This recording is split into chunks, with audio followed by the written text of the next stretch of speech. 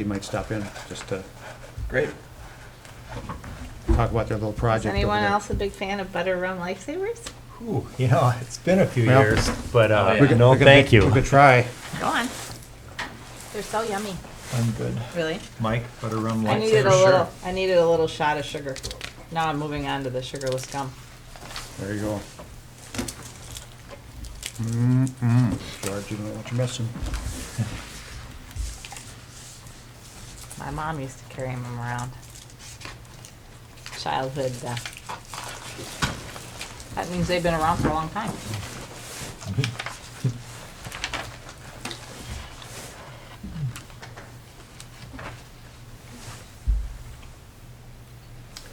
Well, you guys ready to go? Or you want a couple minutes? Or? I'm good. I read it already. Okay. Yeah. Well, let's call this meeting to order, please. And we're all here. And would anyone like to make a motion to approve the consent agenda? I would move to approve the consent agenda. Second. All in favor? Aye. Aye. Aye. Got by that. And our 2020 budget. Way to go, Mike. It's 2020, pretty soon. Electric fund, yes. Electric budget, yep. Now, we could start off with the memo addressed to Carl.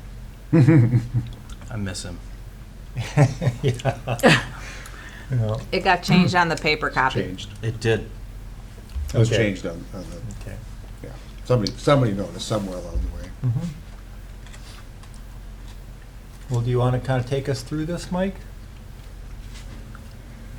Sure do. Okay. We'll look at first the expense budget. We'll talk a little bit about some of the factors. Then we'll look at the revenue budget, and then we'll look at the capital budget. Sound fun? Indeed. I have an overall question first. Mm-hmm. That first sentence, or first paragraph before the table, rate adjustments since 2012, does that mean rate adjustments for us or Yes. SIMPA? For us. Okay. So you can see our actual expenses based on category. Well, wait, are you sure about that, Mike? I mean, you say rate adjustments since 2012 include, and then it goes through and it says a 4% reduction in 2019. That was SIMPA that. That was SIMPA, that's true. Perhaps those are SIMPA's rate increases. Okay, that's what I had understood. We were at 0% last year. We Right. were 0% last year, and I think 2% the year before. So that's where I get confused, because perhaps we agreed with each other in 2017. Yeah, in fact, we can look at the rate increases down here under revenues, right? Over the years, 2016 to 2020. Well, not really. But It'd be that's- difficult to see it there. That's just gross sales. I guess the 2019 and 2020 show no increase. Well, no, I'm sorry. Okay, No increase based on just changing rates. change in rates. We'll right. get into what those changes are based on in a bit. Okay, so probably be good to clean up that first paragraph, just so we know what the history of the rate increases for PUC has been.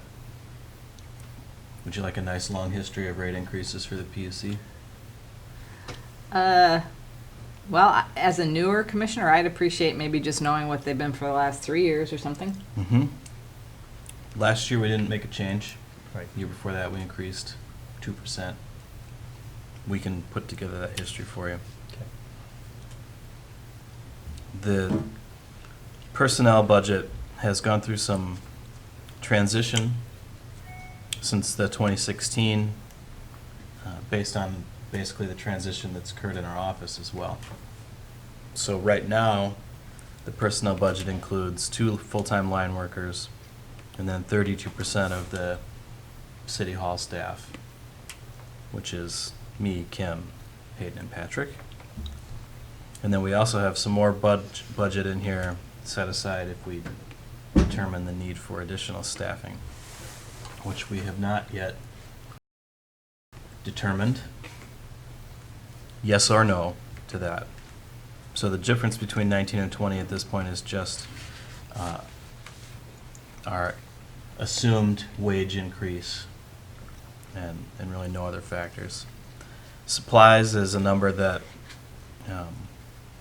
goes up and down based on the amount of project work that we're trying to do. So this might consist of wire and transformers and other supplies that can be rather expensive, but difficult to predict other than based on projects.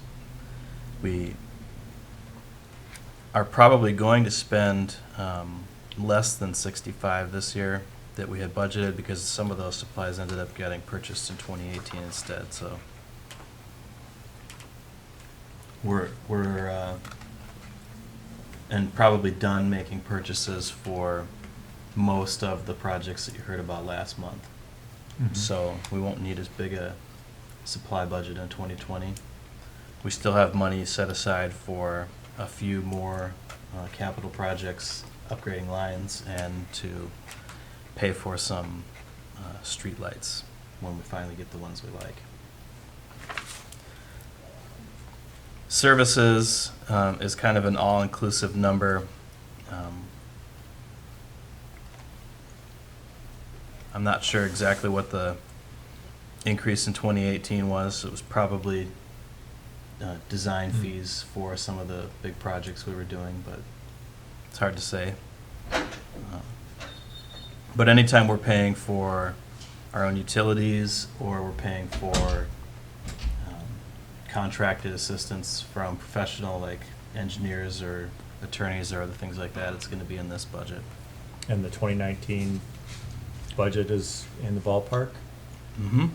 Yep, everything's in the ballpark still. Purchase power is the biggest piece of this budget. This is our wholesale payments to SIMPA. The SIMPA bill is broken down by energy charge during peak hours and during off-peak hours at a different rate. And it also consists of a transmission charge and a demand charge based on our peak demand during a month. So the bills end up being $120,000 to $180,000 a month, depending upon the temperature outside. Basically, is the biggest factor for us. When it gets cold, our bills go up because our peak is in the wintertime, and so that demand charge ends up being a significant piece of the bill in the wintertime for us. In 2018, actually, you can see it was up above 17. There wasn't a rate increase from SIMPA between those 2 years. It was just based on growth in usage. And for 2019, we think it's tracking about the same as 2018 was in terms of the kilowatts that we're purchasing. So we'll look at a chart that goes into that history. But since they had a rate reduction, that's why you're predicting it'd be less. Well, we were predicting it would be less, but we were also, when we put the 2019 budget together, we were imagining that we weren't going to have any growth in our sales either, but we ended up with growth in 18, Oh, and that's holding steady in 19. mm-hmm. So in 20, we're going to take that, what we imagine is going to happen in 19, and add a little bit more kilowatt hour sales to it. I think that's a pretty conservative number we've got in there for the purchase power budget. Miscellaneous, there's not much included in that number. Depreciation pays for any capital assets that we have based on a initial value and a lifetime that we attach to them. We're funding depreciation entirely. We'll talk about what we do with that money that we collect when we get to the capital budget. Debt service, you can see that's up quite a bit from 19 to 20. It's absorbing now a portion of the public works facilities debt. Debt service is just the interest portion of the payment, so it's been going down pretty steadily for us, both because the debt that we have in the electric department is fairly mature, so we're into the capital, into the interest. The interest has gone down and the principal is a more important part of the payment now, but also because of some opportunities we've had to get our interest rates very low in those areas. So this is the number we're at. We're probably not gonna need more debt in the electric fund. Well, certainly for this foreseeable future, but unless and until we decide we wanna do a significant capital project, and significant probably has to be 7 digits before we're gonna need to borrow money in the electric fund. And we don't have one of those on the agenda right now. I mentioned what the staffing reserve is. The capital reserve is basically a placeholder right now, saying that if we don't change our rates,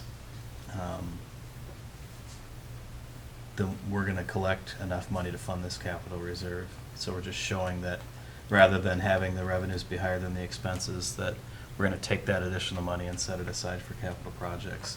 Because that's- we're still doing this, and we don't see any additional debt needs in the future, that's why I'm saying we probably can pay cash for whatever projects we need to. So that might not necessarily be a project that would occur in 2020? No, Okay. no, this is being set aside for any potential future projects. Okay. By 2020, we're not buying any more smart meters at bulk. Mhm. There's really not any kind of capitalized projects that we have on the horizon. The power plant could potentially have a significant project that's unanticipated that can happen, and we Mhm. fund it with cash unless it's, like I said, 7 digits. But I can't see something like that occurring that wouldn't be some kind of insurance event. And what are the total capital reserves? We have a couple $1 million in the electric fund right now. So, well, not quite 2, I'd say. Some of that is spoken for. We'll talk about that Okay. when we get to the capital side. So then just a quick paragraph that's really just trying to describe this chart to you, but we can look at the chart, which is 2 pages after if you're following electronically. You can see where for a long time we didn't budget for growth because we weren't having it. As a matter of fact, from 2004 to 2012, the trend line's probably negative a little bit. Then you can see 13 and 14 are significant blips, and 14 was a really cold winter, both sides of it, which is why the usage was quite a bit higher. And then it came back down again until 18. And so we assume that a lot of that growth has to do with colder weather, but this polar vortex thing was actually this year in 19, not 18, so that's why maybe 19 is also tracking at that same level, because we've had quite a few coldish winter months in the past couple of years. We don't have any reason to believe, though, that 16, 17, 18 slope is a sustainable trend. If you look over the length of this, it's much more likely that it's going to flatten out or go down, or at least just wiggle around in space here. So you think that's mostly weather driven? Temperature driven, winter temperatures? Well, mostly. I do think there's probably some additional sales in the summertime included in there as well. It's not as big a factor, but rather than saying our load growth is 0% for the foreseeable future, if we're looking ahead, if SIMP is asking us what we think, if Oh, yeah. rating agencies are asking us what we think, we'll say, well, no, maybe there is a little bit of upward trend again in our load growth. Okay, that sounds good, sounds prudent.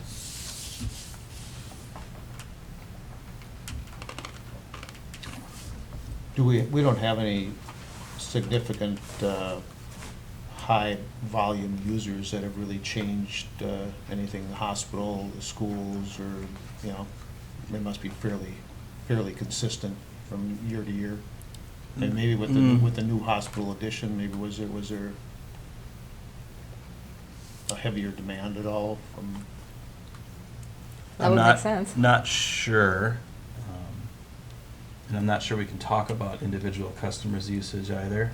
Well, I'm not talking about it, but I'm just saying in general, I mean, are there any large users that I can might- say this, might our- reflect in this Our trend. top user is a 5% of our sales. Okay, So that's not a big yeah. number. And our top 10 users are, what was the number, 15, 18, somewhere in there. Okay. So we don't have So a that's not gonna sway these J numbers. curve Yeah. when it comes to Arvo load being fitted into a couple of users. It's, you think about the character of our customers, and it's a lot of small businesses Mhm. and single-family homes. And there's really no industry to speak of. And the larger customers are institutional ones Mhm. that have the larger buildings. And there has been some marginal growth in kind of just economic development in general, I think. Well, it seems like there's certainly, it seems like there's more visitors around using electricity probably. Yep. But we're still seeing a pretty stable number all the way from 2004 to 2018. I mean, not really any significant Yeah. growth Yeah. or decline. I mean, it's pretty flat until you hit this one little bump, and it kind of looks like it might be heading back up to that high point again, but that high point is not that much Right. higher than the low point. Right. Well, I think what Mike described is, let's kind of plan for us, predict a slight increase, and seems about right. And when it comes to the electric load, we're such a small percentage of SIMPA's system, we could double in size and it wouldn't affect them very strongly. And so then what are the factors that we have to consider? We have got a power plant that's rated at 6 megawatts, and we peaked last year at 4.8 usage. So if we had significant wintertime load growth, and significant being 20%, then our power plant's no longer capable of running everything at the same time. That would be a problem. It wouldn't be, the end of the world, and there's solutions to whether it's load control or whether it's more power at the power plant, but we so rarely have to actually run our power plant to provide power for town that it's not really a problem. And with this kind of curve, I don't see that being an issue for us in the next 5 years for sure. Unless people take our advice and start switching over to electric everything because it's eventually gonna be greener. Mm-hmm. And we'll see that coming if it happens. Right. It won't happen fast, No. I don't think. Yep. Then the other pieces that we'd have to consider, and this is really not as much for us to consider, but more for SIMPA because they have an obligation to provide us with power, is the transmission system between here and where transmission begins at generation is rated for a certain amount.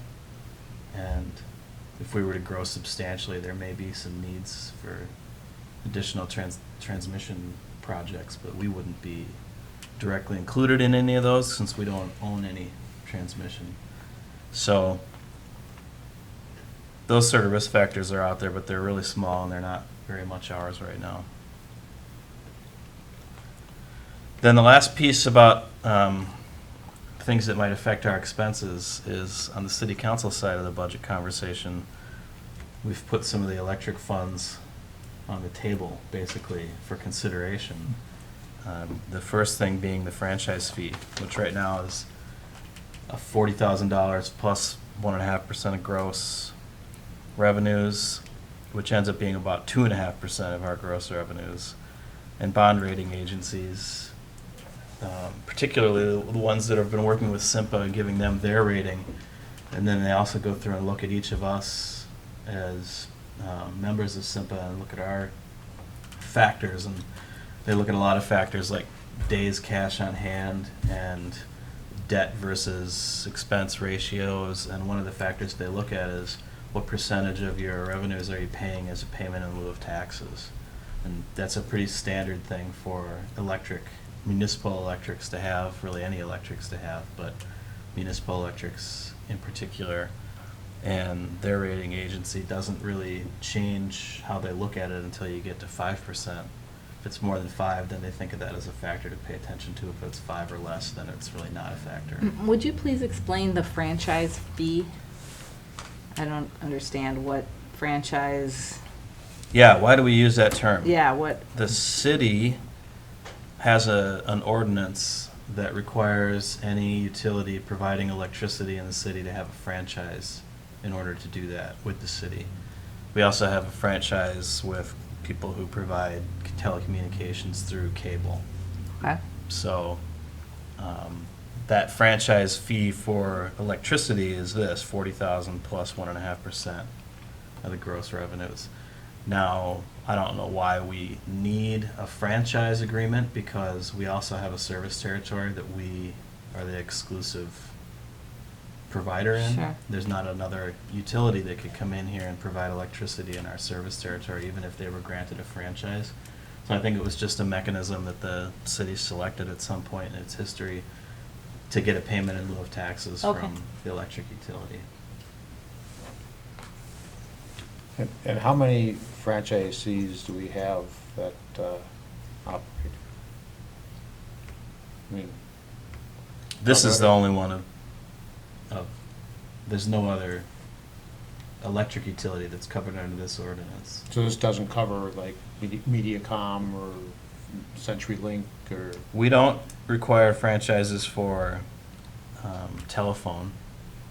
And even though they use our utility we have, infrastructure? we allow other utilities to use our poles, and we charge them a fee for that. That's not But a it's not, franchise. it's not a franchise fee, it's a separate. Yeah, it's a pole attachment. like a use fee or agreement. something? And we don't have to let them use our poles, but the city does have to let them use the right-of-way. So it makes sense for everybody to share if possible. And we do get some revenues out of that on an annual basis.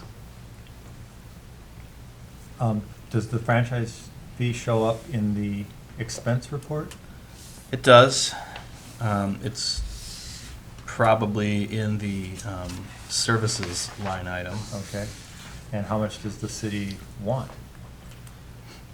And what's your thought on what's appropriate? I mean, can we let that go up a little bit? Well, right now, we're at about 2.5% of gross revenues. If we were to make it 5, then that would be another $60,000 to $70,000, which would not be difficult for the utilities, for the electric utility to absorb. So I don't know if that's something the council's gonna ask for or not, but it's just something that they've talked about, so I wanna make sure that we know that it's being talked about as well. And you don't have an opinion on that as of yet? My opinion is that we should take every appropriate opportunity to use our electric utility for the benefit of the entire community. But appropriate's an important word in that statement, because there's a primary purpose for the electric utility, and that's to provide electricity to the customers. Since there's a gap between what's standard and what we're paying, I think there's an opportunity here Okay. to use our electric utility to the benefit of the community in a way that's not inappropriate to the customers. Okay. So well, with, Tim, with additional funds available, that could be used to buy down the levy, what? Yeah, they're general fund dollars when they get paid as a payment in lieu of taxes. So basically, it would just be funds that the city could use for the general fund. And that would be on an annual basis, so it would be, once it's there, you're operating off of Yeah, that basis. And, well, I mean, certainly, when we talk about, I mean, right now, we're at a roughly 4% preliminary levy increase. That would give us a lot more flexibility in terms of opportunities to Yeah. either reduce the levy or to allocate funds for other purposes that may have not gotten through the first round of the levy discussion. It's not markedly different than the liquor store's relationship with the city. Right.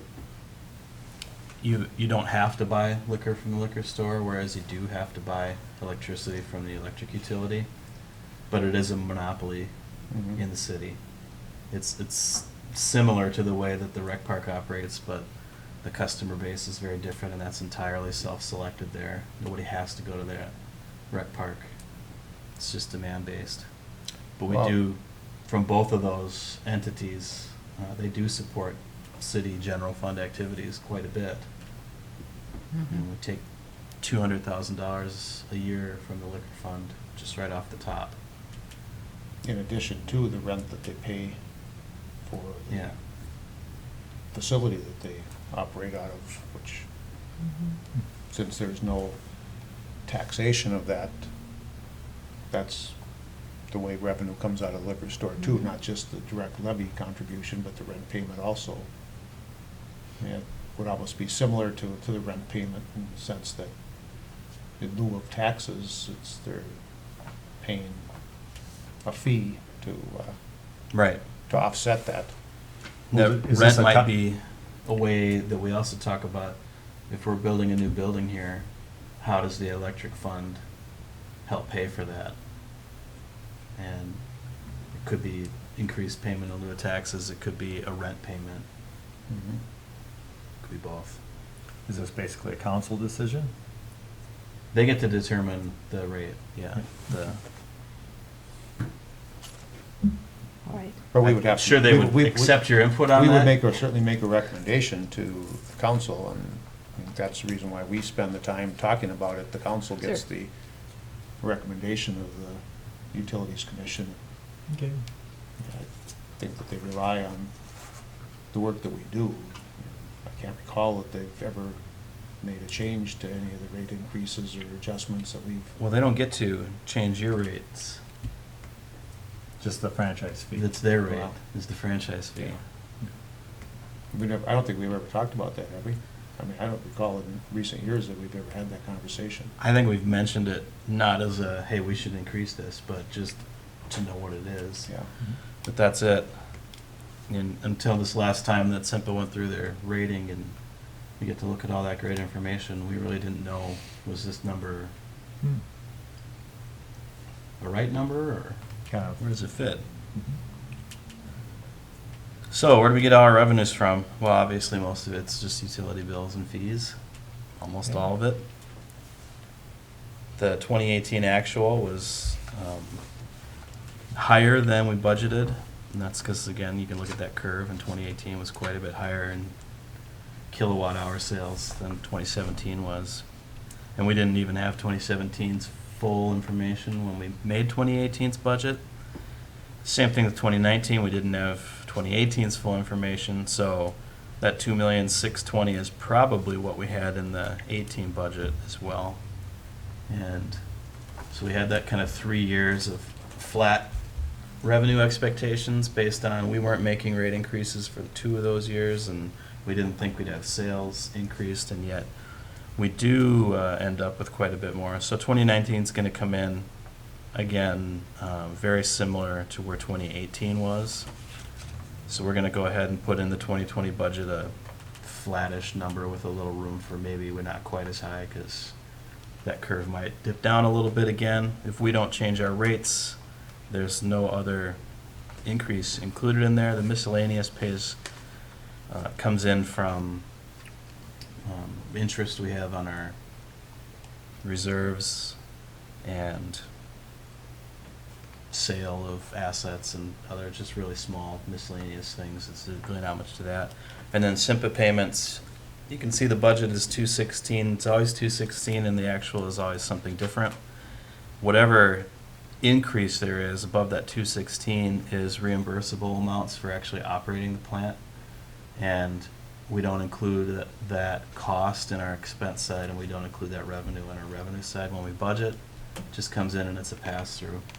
So we spend a lot of extra money buying fuel because we ran for some length of time, and simply reimburses us for that. It doesn't really affect the budget. But the 216 does, and you can see below, the power plant refund bond is about 200,000 a year in total payments.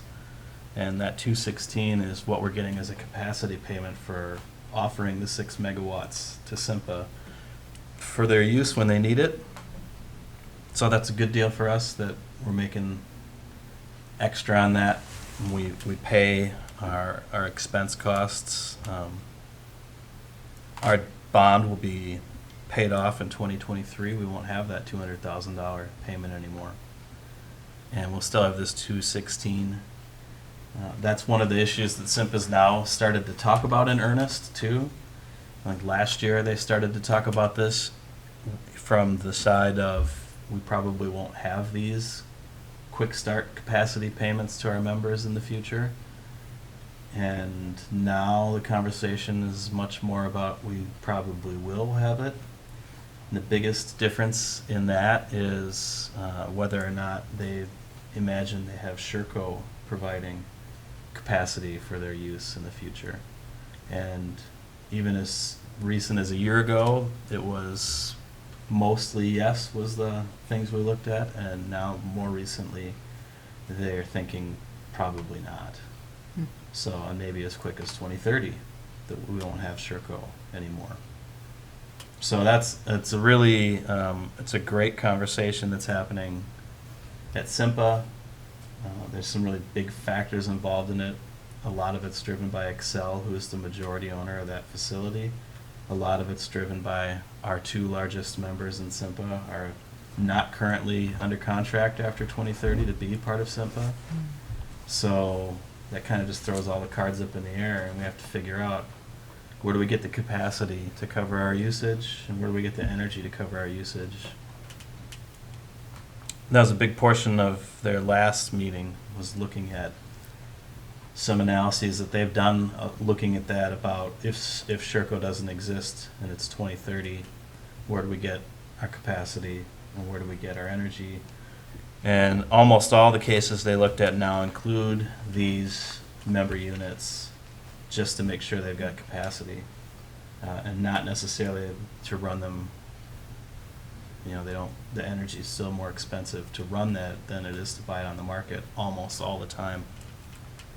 So that's good news for us. That plant is, although it's going to be 20 years old in 2023, we maintain it very well, and there's no reason to imagine it can't continue to operate for another decade or two, where we'll be collecting this capacity payment but not making a debt payment.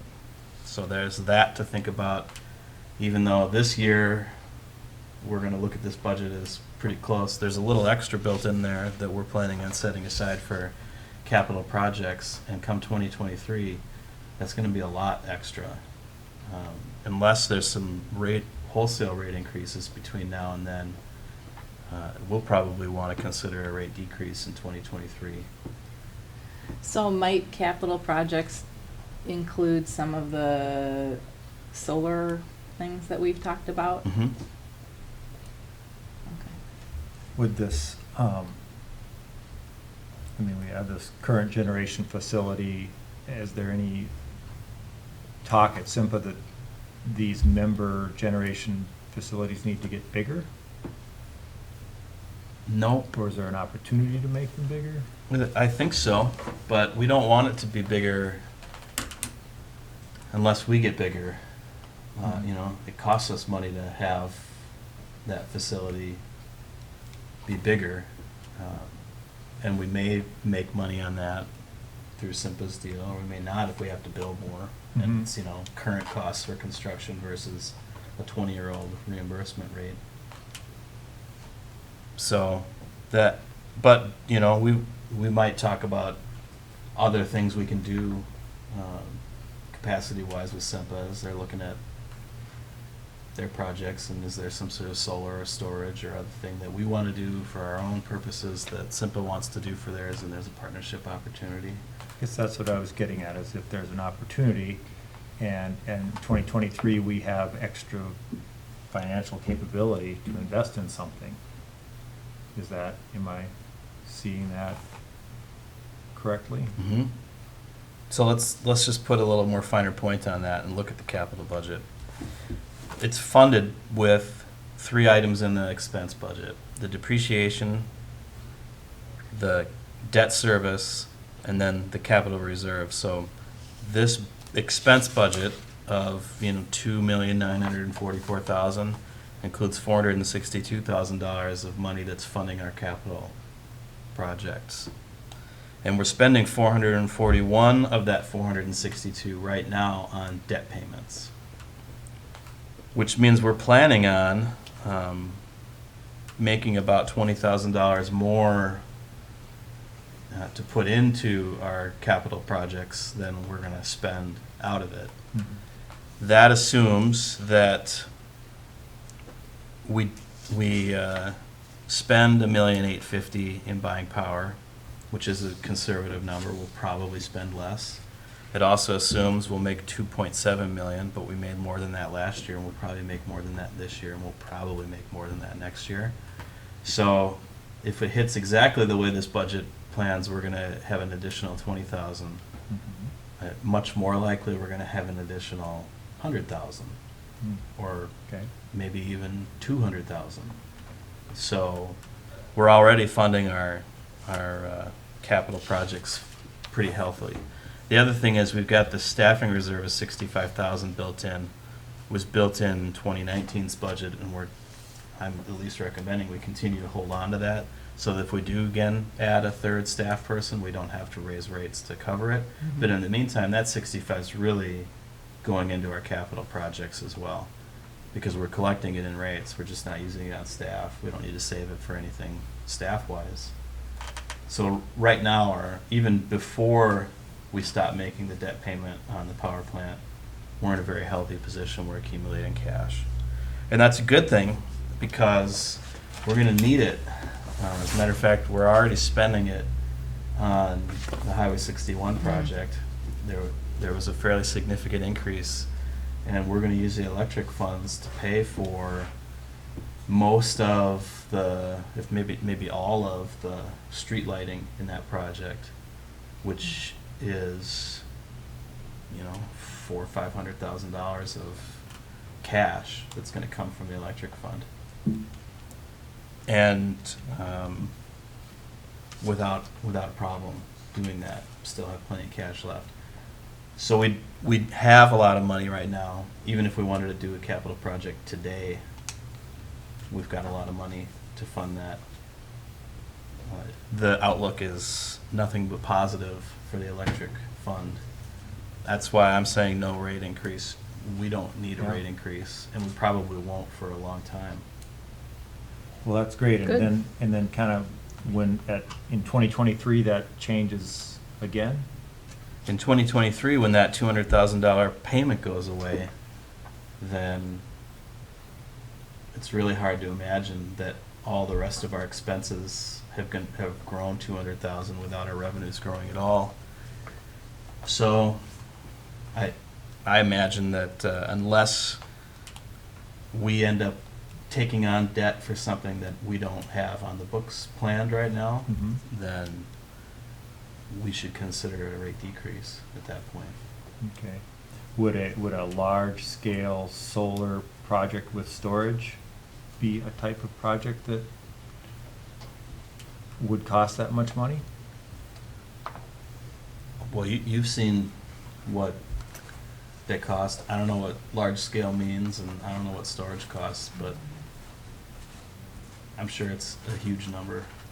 Well, it seems that if we're gonna have this kind of additional funds available, that we should be looking at some kind of a more long-term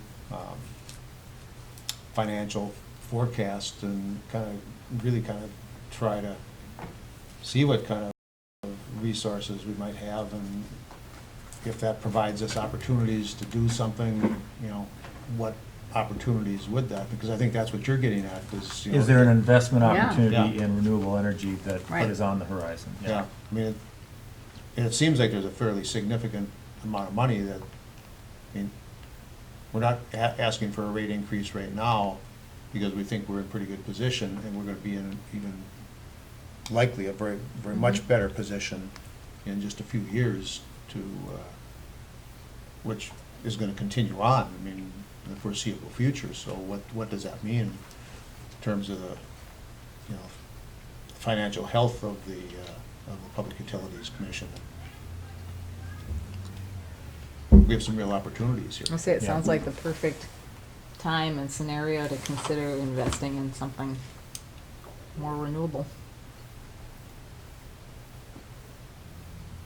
Yes. And we've had that, at least opened that conversation with SIMPA, that if they're thinking about doing some stuff, we'd love to have that conversation, because we've got some appetite here to do something renewable or storage or something like that. So if there's a project that they want to have a partner with, we want to be a part of that conversation. But that, I don't think they're quite ready yet to say what they want, and I'm not sure that we're going to be able to drive that conversation without them. I think they need to really take the lead on Mm. what's going to get built. Just, you know, keep in mind, we don't have any ability to maintain a large-scale solar facility. We don't really know anything about them.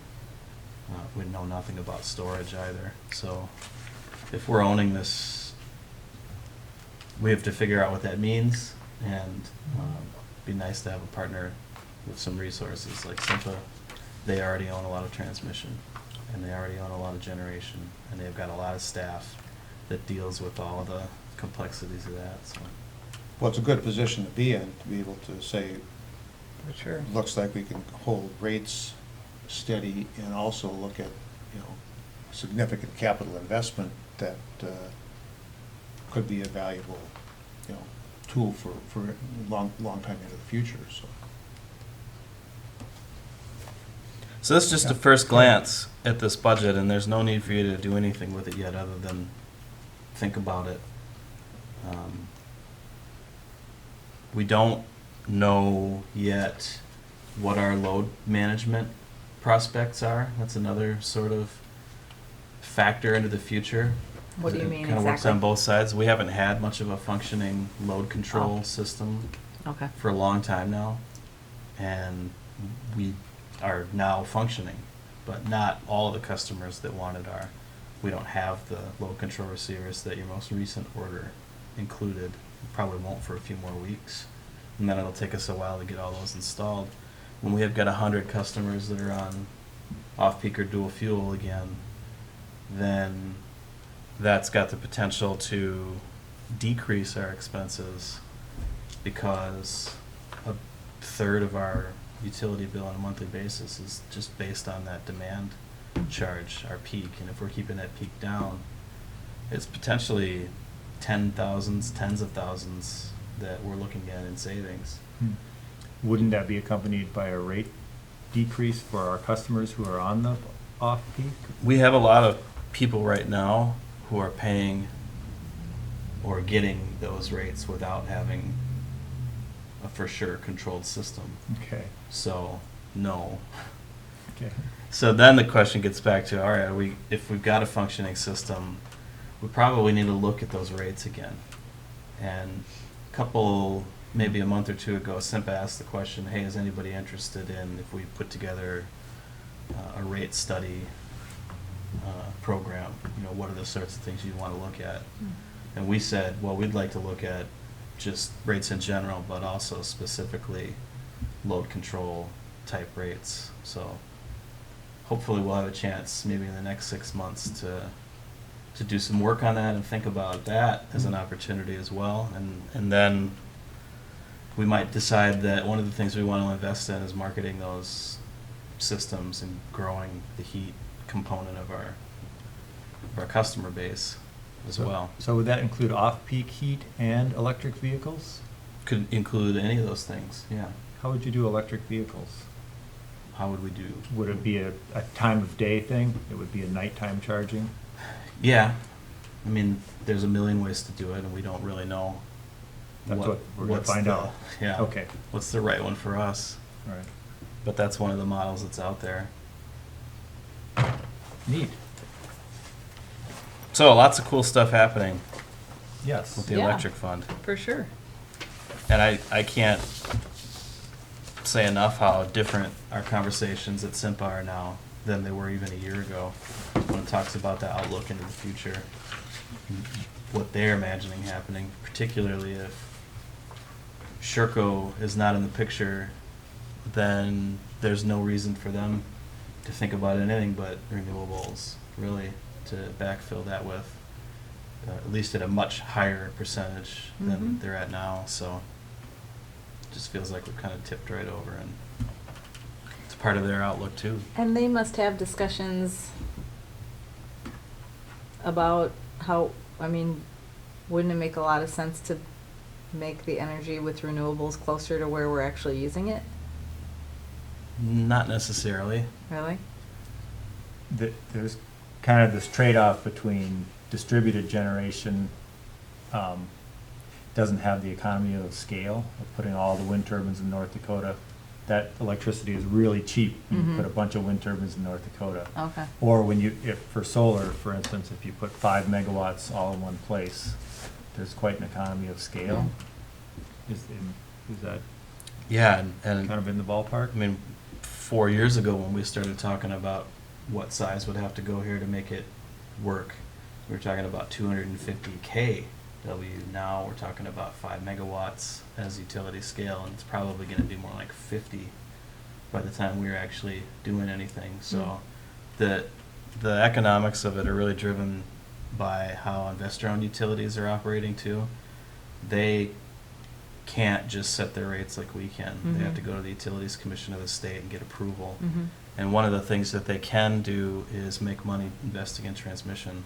Mm. Like they get a fixed rate of return on what they put into a transmission that they're able to build into their rates. So there's a lot of incentive for investor-owned utilities to have transmission lines. That's, whether that's directly connected to Mm. just supply and demand is debatable, I'm sure. Oh, and you're saying that drives more centrally located utility scale projects? For us, it does. There's no, That makes sense. I mean, there's no economy of scale for us that we get to benefit from some of those other big players because they're all in the transmission world. And then as long as they have all that transmission, why not build big plants? Because then they do get a lot more savings. Hmm. So for us, just isolate our own situation. There's no time where building it locally is going to save us any money because we just won't be able to build it big enough. Mm. Okay. I mean, there are benefits to having it local. Yes, just locally. There's an money might economic not be one of them. benefit yeah, so there's a local economic benefit, maybe we have people here that maintain and install these things. I think there's a kind of a resiliency, reliability Mhm. benefit, perhaps. You mean like zombie Kind of a apocalypse security. resiliency? Yeah. Yes. Transmission's pretty resilient too. Yeah, and it's interesting, it's kind of a competition between those two Mhm. ways of providing energy, and it's a social decision too, so, legislatures weigh in on that, and that's like the net metering law is a subsidy for distributed generation solar, rooftop solar. Mm-hmm. And they decided that, hey, we want this local solar industry to strive or to thrive. And, the benefits of having that distributed generation, the reliability issues or the resiliency issues, those are important socially. So it could be that, there are subsidies built in that make it go one way or the other. Mhm. But it sure seems like if the utilities are jumping on board with renewable energy and really solving the decarbonization problem, that's going to be a lot of, that seems like that would be an obvious way to go. Yes. It's an easier way to go, certainly. Yes. And more economical Mhm. from that scale, economic scale type of. I think, that's kind of my, my take on it. Well, before your next meeting, SIMPA's gonna have their monthly meeting where they take official action on wholesale rates for next year. And so I'm anticipating they're not gonna increase them. They're not gonna decrease them. They're just gonna keep them the same. But we'll find out in a couple weeks. And that's after last year, they decreased them 4%. Mm-hmm. And this year, they're talking about keeping it flat. Right. So when they do their rate discussions, they're always looking ahead, even 10 years. And of course, that's ridiculous. You can't really. But they say under these circumstances, this is what's going to happen. But none of those things are actually going to occur the way that they plan. But it looks at, okay, if we do this 4% decrease now, we'll probably need a 2% in 5 years and a 2% in 6 years and a 4% in 8 years, or some kind of increases down the road. But they weren't going to be this year, so that's good. Mm-hmm. And their aim when they're doing those rate increase decreases is when they look at their expense and revenue budgets, they've got a capital and a operating reserve bandwidth that they're trying to keep that balance inside of, and they've been above it too for a couple of years. I think they've also had they had a mix of really cheap market prices for power and Sherco being unavailable for a variety of reasons that they ended up doing better financially as well, and then that's where those rate decreases come from. And then they'll dip down below their threshold of where they want their balance to be and have to increase it again at some point in the future, but not today. Okay. Good. Well, thank you, Mike. That's a good position to be in. Do we want to talk about the ESR activity, Nancy Kelly's report, and what does ESR stand for? Or is that all we want to talk about for the budget? Or Energy Services Representative. Oh, okay. Thank you. She's the new Keith. Right, the new SIMPA efficiency proponent. Are we done with the budget discussion? I think so. Okay. Any questions about Kelly's report there? Sounds like she's been digging right in and interacting with some local actors here, which is great. Saving some energy, saving some money. Could I ask a question? I'm not familiar with Questline. That is her email newsletter. Oh, Yeah, it's kind of a syndicated Yeah. energy Okay. efficiency, electric energy efficiency Yeah. newsletter. can I get on that? I think you can. All right. Hayden, can you make that happen for us? I was already going to give her her card after the meeting, so. Cool, thank you.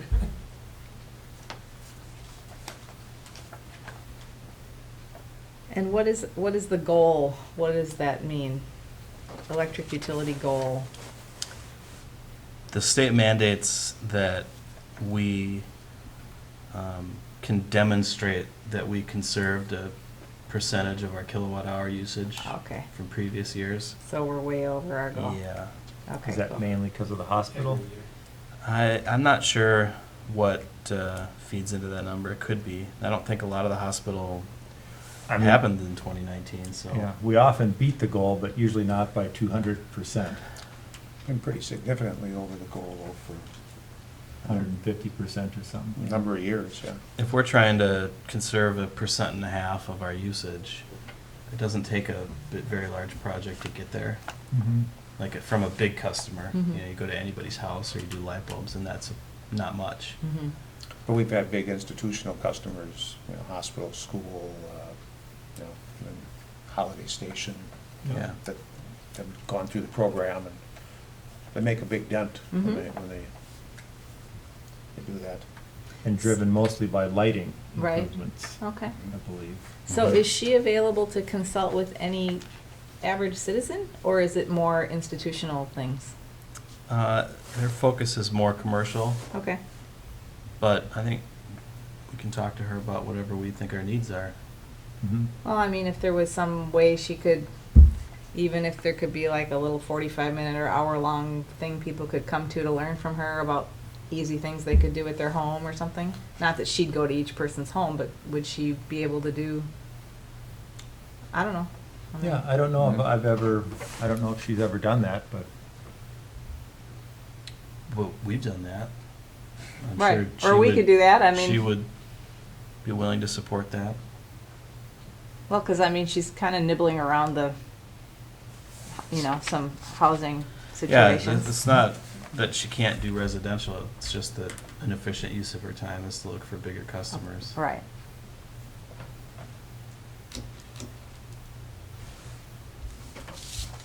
You're gonna be on that report next month now. I am? Sure. Added X number contacts request line emails. Oh, right, there we go. Michael? I just had one question before we have to adjourn. The utility work that's being done with the Highway 61 project, kind of went around and talked to Jeff and Matt, and everything going okay? Anything to report on that? Well, I didn't get to see your report you received last month. I hope that was informative for you all. It's a constant moving target, it seems like, what we're actually gonna do. So maybe they reported this last month, maybe it hadn't happened yet, I'm not sure, but the major crossing between 3rd Street and the Napa area, that's kind of the biggest chunk of the work that's being done.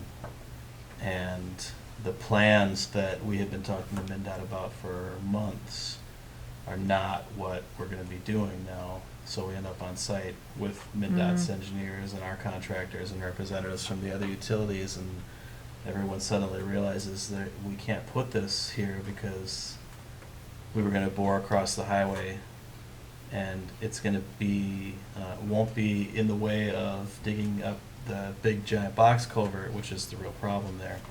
But there is another storm sewer line that will be in the way of, so we can't bore it across there. So instead, they're ending up setting some temporary poles and doing a temporary crossing for some of the utilities, and we'll just abandon our crossing because we can backfeed one side from the east and one side from the west, and then when the hole is dug for this culvert, we'll bury our lines at that time. So that's happened. Everything else is going pretty well in terms of the project. They ended up being able to bore a line up by the library. We were concerned that we were going to run into rock in the alley behind the library, and they weren't. So, yeah, that's Yeah. nice. So everything else looks like it's going very I well. mean, I see that they're doing a lot of work, around, so I was just wondering how it was all going. And if, Yeah. it was, yeah, big project. Quite a bit of work Yeah. all at one time. So when I was talking to Jeff the other day, he was saying the alley behind, between 4th and 5th Avenues behind the drugstore and Harbor House. I thought that those poles were gonna go, and he said, seemed now to say that they're gonna stay. The poles that are in the north-south running piece of the alley, so Well, I not thought the, the not the poles that were driven. that were gonna be in the alley, the east-west alley, were gonna be removed to, because when we had talked about it at the council that, there might be some improvements, and that we were getting the consultant to look at options and Yeah. possibilities, that the poles weren't gonna be there to be an issue. Now, it sounds like the poles are gonna be there? Well, they might be for a little while yet. We're not the only utility that's on those poles. That's what I understand, But we yeah. own those poles. Right. Now, we can't tell the other utilities where they have to go. So we can't tell them you have to abandon the alley behind where there's not a road to drive. But we certainly want to, because we can't get to our electric lines very easily anymore.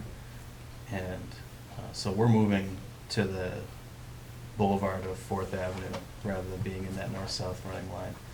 The other utilities didn't want to pay for that, so they're not moving. So now it'll be up to us to decide, do we want to maintain those poles and charge them a rental rate like we do, or do we want to abandon those poles and sell them to CenturyLink and they can figure it out? But we can't do something like take the pole away so they're forced to do something else. We could take the pole away. In the ones that are back there, I don't think we want to because it's hard to get to them. Mm-hmm. So I'd rather just sell them than do anything with them. Mm-hmm. Now, the ones in the alley that are running along the travel portion, we're off of them. We don't need them anymore. So if there's a project where we're going to make some improvements in that alley and those poles are in the way, well, then we get to play the role of MnDOT and tell Yeah. them they have to move. That's what I was wondering. Yeah. And, that they were short-sighted enough not to do it when we had a trench dug in the street is their problem. But in the meantime, we don't have to move them. And maybe we're not gonna make an improvement in that alley, we don't know yet, so. Right. The poles will stay, and if we decide they're in our way, then those utilities will have to figure it out on their own. Okay. So that will be a conversation that happens at some point down the line, and, Yeah, this, the whole utility project with the Highway 61 project is kind of moving in different ways, based on the conditions and the partners. yeah. And the weather, and the time of day, and, Sure. great, yeah, lots of fun. But we're anticipating that we're gonna have everything taken care of, and we'll come together for the project, for the Highway 61 project, and it's not gonna be an obstruction or an issue with the Highway 61 project. No, we'll be out of the way by the end of this year, everything that we need to be out of the way with. Then All right. come and dig away next year. Okay? Satisfied? That- He says it's gonna be fine. All right, It's fine right now. I think we're good. We're adjourned. Thank you. All right. Yeah. All right.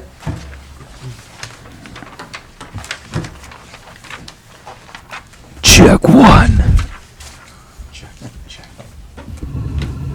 You're good to go. Okay, let's call the Grand Marais Planning Commission October 2nd meeting to order. Let the roll call show that all are present with the exception of Hal Greenwood. The first item on the agenda is to adopt it. A motion to adopt the agenda is presented. I'll make, You go, Stace. okay, I'll make the motion. I'll second it. Motion and seconded to approve the agenda as presented. All those in favor vote aye. Aye, opposed? Motion passes. We have minutes from the previous meeting.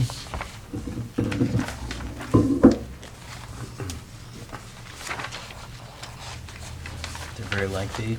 Yeah, They were good. you approved the agenda, you accepted the minutes. Yeah. And, yeah, Whoa, on a roll. You have anything there, Mr. Mike? Nope. Move to adopt, or? is that a motion to accept the minutes as presented? Mhm. Okay, from Michael? Gary? Get, Yeah. there's too many mics. Yeah. Is there a second? I will second. Ooh, attention there. From Michael McHugh, second. Any discussion? Hearing none, all those in favor vote aye. Aye. Opposed? Minutes are approved. We have no public hearings scheduled. Old business is the draft housing implementation plan. So, Mike And there's two Roth. separate, Mr. see, I'm just Mike. Yeah, Mike. Two separate items included in your packet. First is a two-page summary of the Housing Solutions Workshop that was held on September 4th. It was a nice turnout, and I thought good conversation, and a whole heck of a lot of information to try to digest in a pretty short period of time for some of those folks. But we did get, It was a good group. yeah, well, it turned out to be a real good group. and I think we got some good results out of it. So this is, if you have anything you want to talk about in this meeting summary, we can do that right now, otherwise they're just trying to record it. I have some notes that I took, but my question is, if, in the second part is there all the recommendations, so I mean, a lot Yeah. of times, I don't know if it makes sense. On page 1, it said number 6, consider extension of city utilities proactively rather than waiting for developmental proposals. Is that real? Is the city considering, No, okay, but somebody did talk about it at the meeting. of course, So that's what it's trying to represent here, is that was brought up at the meeting. okay. I would never recommend that, No. just based on the cost. I think there's more cost-effective ways for us to get at this, but there were a lot of folks in the room that thought it was a good idea, particularly people who build houses for a living, and they recognize that that is one of the major factors in whether there's going to be a house built there. And there or was not. quite a bit of discussion about, like, if we zone this or that because of potential or planned extension of utilities or whatnot, but Yeah. you're just saying it's just I think 15 years ago, we still thought about things that way.